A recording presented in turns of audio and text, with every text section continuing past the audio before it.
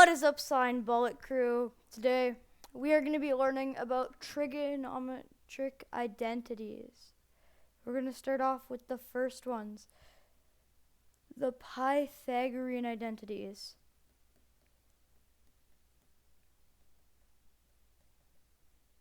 Now, going into this video, you should know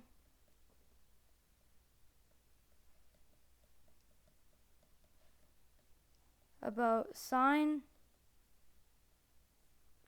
cosine, tan or tangent, cosecant, secant, and finally cotangent. You should know how they work.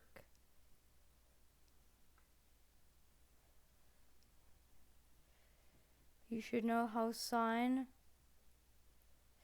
equals opposite side or opposing side over the hypotenuse.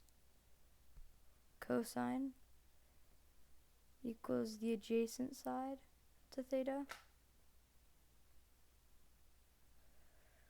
over the hypotenuse. And you should know that tangent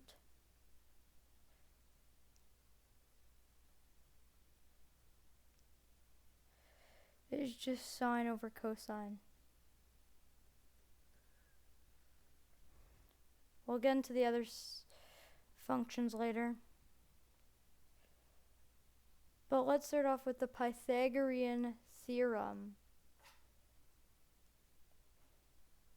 This is common knowledge. A square plus b square equals c squared. This is specifically referring to the hypotenuse of a triangle.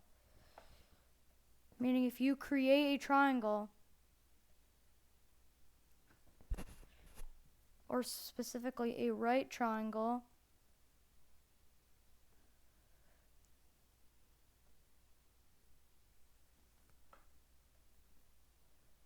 then the side opposing the right angle is the hypotenuse. And let's say we drew an angle, we drew theta. This would be the adjacent side to theta, as it is one of the sides along with the hypotenuse that makes up the angle.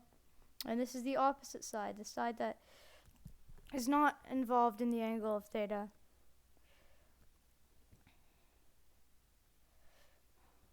For this would be A, this would be B, and the hypotenuse would be C.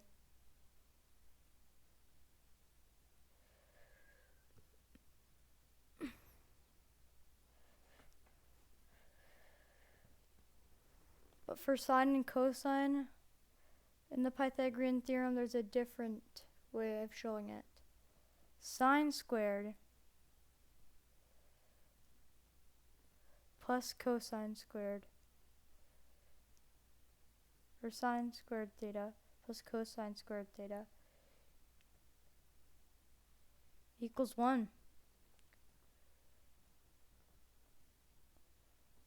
This is actually a modified version of the Pythagorean theorem where a squared isn't b squared plus b squared equals c squared is not the primary focus, and it's x squared plus y squared equals 1 for a unit circle. And x and y can be substituted as sine or cosine, no matter like what you want. But that's what it's based around. That's what it represents. That's the equation it represents.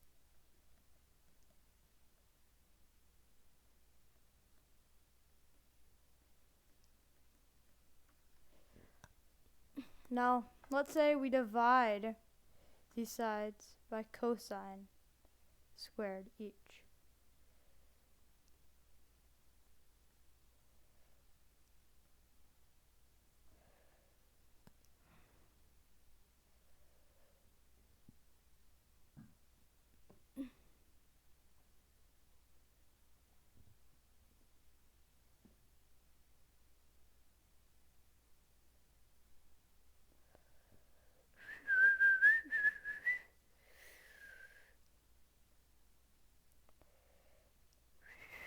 Okay, what would we get? Well, cosine obviously cosine squared theta over cosine squared theta, it just cancels out. So now we've got left are these two numbers, one on the left side and one on the right side. Now, sine over cosine, as previously stated, is tan, or tangent. So this would of course be tangent squared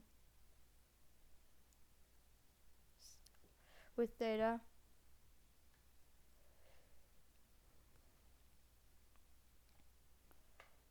Of course,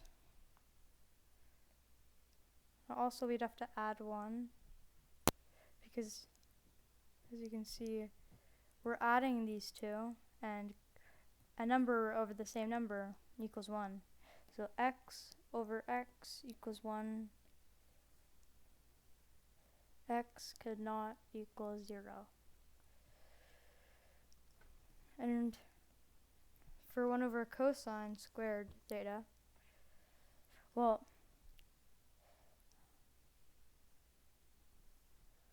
1 over sine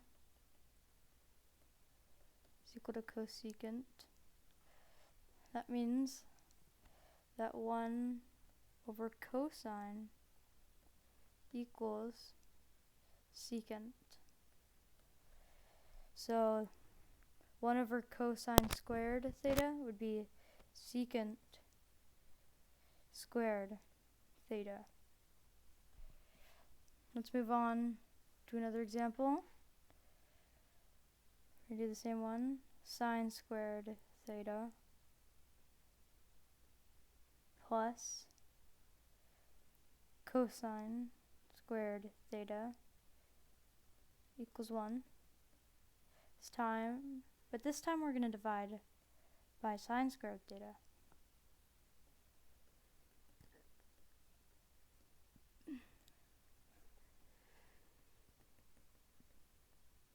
What will this equal? Well, sine over sine cancels out. It makes 1. Cosine over sine is 1 over tan, which is equal to cotangent. So it'll be 1 plus cotangent squared theta. And obviously, we've already stated that 1 over sine is equal to cosecant. So this would be cosecant squared theta.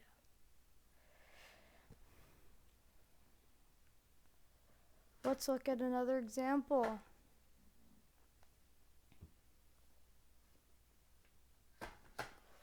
First, I must erase all this.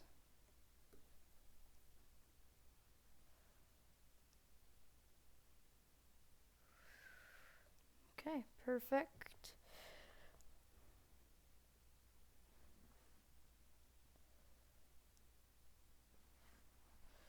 Let's go back to, of course, sine squared theta plus cosine squared theta plus or equals 1. And whichever way you do it, we're going to end up with either sine theta equals plus or minus square root of 1 minus cosine squared theta, or the other way around, which is cosine theta equals plus or minus the square root of 1 minus sine squared theta. And here's how we get here. First of all, we're going to move cosine to the other side. So that's going to leave us with sine squared theta equals 1 minus cosine squared theta. Next, we're going to take the root of each side, which is going to give us the square root of sine squared, which just cancels out and leaves us with, well, sine theta. And because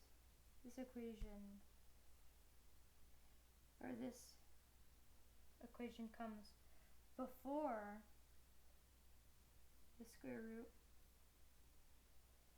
that leaves it to stay as square root 1 minus cosine squared theta.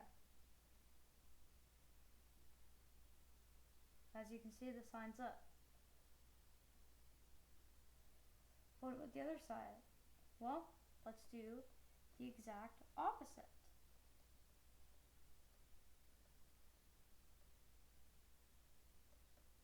And bring, well, sine over to this side. No longer is it sine squared theta on this side. Nope. It's cosine squared theta on this side, which equals 1 minus sine squared theta. Next, of course, take the square root. Take the square root, of course, in brackets, which means the answer is cosine theta equals the square root of 1 minus sine squared theta. Same thing.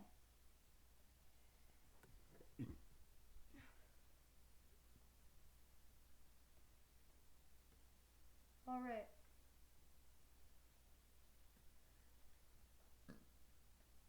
The next thing we're going to talk about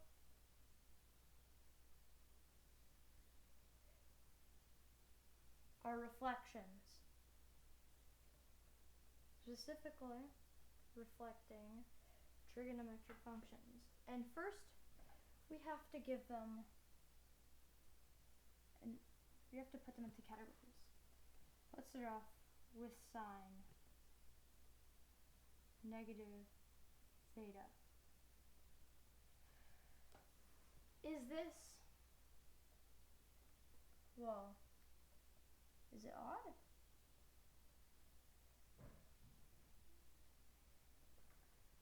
Or is it even?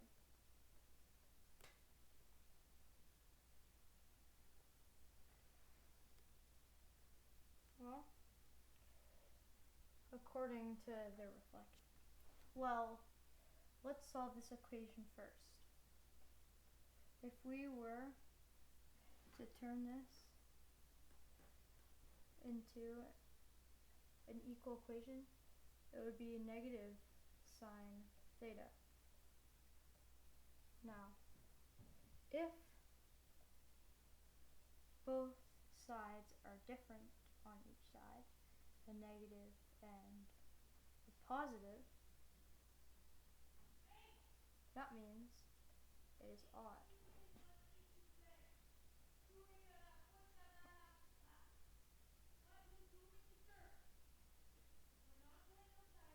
Now let's move on to another one. Cosine negative theta. What do you think this equals? Yes, it equals cosine theta. Now, as you can see,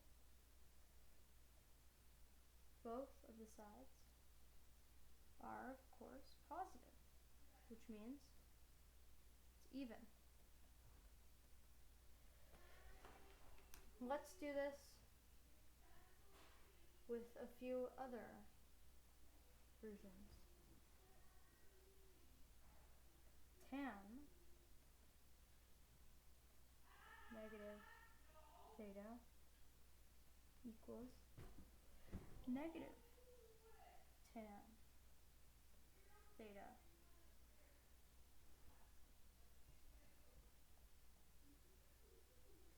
One's negative, one's positive. Odd. Move on to cosecant negative theta. This equals negative cosecant theta. Throwing off our pattern for a bit, but it makes sense. 1 over sine, which is odd, would result in an odd function.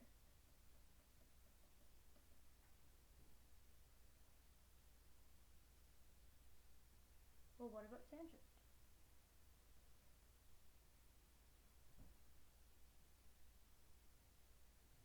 Well, when an odd function is divided by an even function, it equals an odd function, which is tan.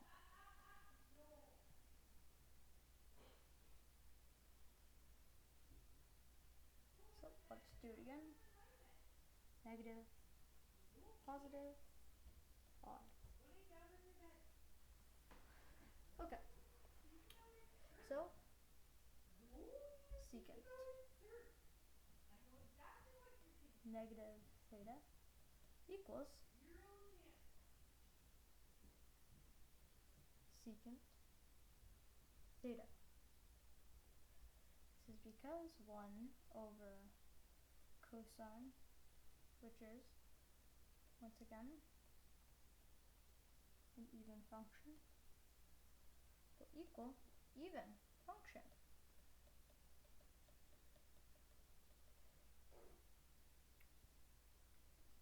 So, we see positive, we see positive, that means it's even. Last one, cotangent.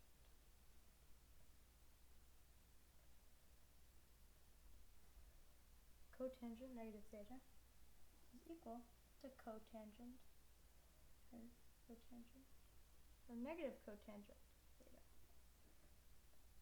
This is due to the fact that cosine over sine, like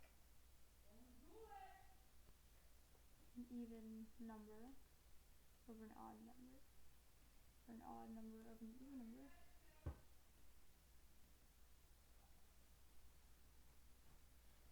does a number, both when taken their values negative, let's say positive is 2 negatives, both equal odd.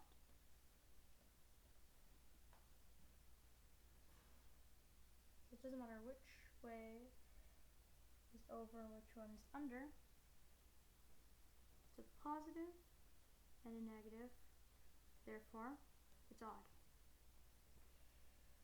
I hope this gives you a better understanding of trigonometric identities.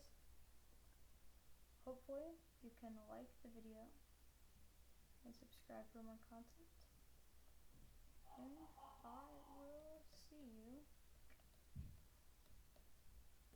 in the next one.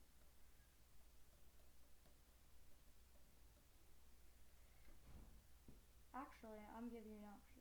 You can choose between inverse trigonometric functions or more trig identities.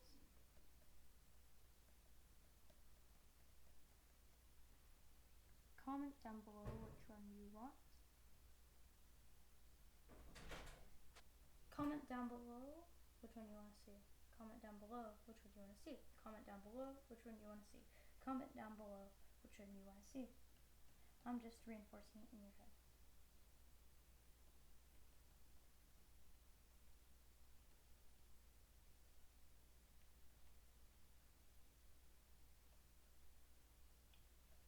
And I'll leave you all